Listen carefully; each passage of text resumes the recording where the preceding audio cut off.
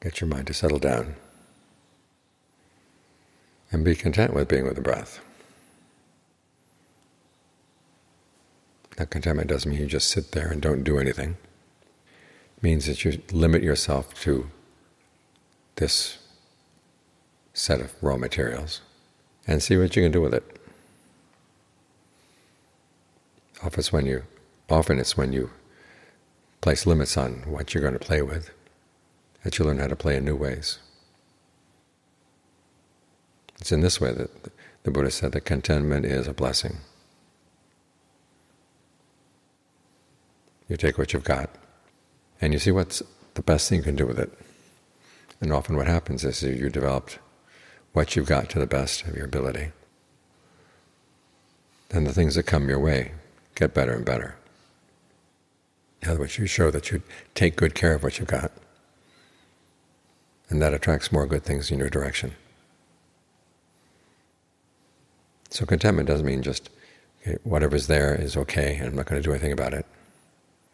In some areas, yes, but especially in the inside areas of the mind. The Buddha actually said that discontent was the secret to his awakening, that combined with relentless effort. But what this means in practice is you've got to take what you've got. Some people say, I don't like my breath. Well, if you don't like your breath, what are you going to like?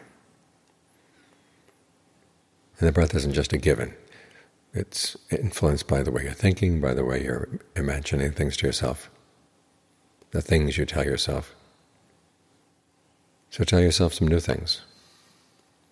There are these possibilities. Try to explore the possibilities. And John Lee made the comment that we have lots of potentials in our body, lots of potentials in our mind that we don't make use of. And it's a real shame. So here the breath is offering you all kinds of things. It's a place where you can settle down. It's a place where you can train the mind to be more sensitive to what's going on. So it's a basis for tranquility, a basis for insight. The Buddha himself was able to take the breath all the way to awakening.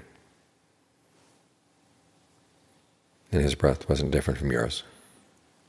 What was different was the attitude that he brought to it. He grabbed hold of it and saw what could be done with it. And didn't really let it go until he could see how far it could take him. So there are a lot of potentials that are right here. And as you're with the breath, a lot of other things in the mind will come to the surface. This is a good place to see them. It's like a watering hole in the savannah. You want to make a documentary of the animals in the savannah. You don't have to go running around the whole savannah, just go to the water hole. And in the course of the day, every animal in the savannah will have to come there. In the same way, whatever's going on in your mind will have to come to the breath at some point or another. And as long as you content yourself with staying here, you get to see a lot. So regard this as a blessing, the fact that you have the opportunity to be with the breath. Even as we have chores as we go through the day, the breath is always there. Simply a question of whether you pay attention to it or not. The more attention you give it, the more it will have to offer.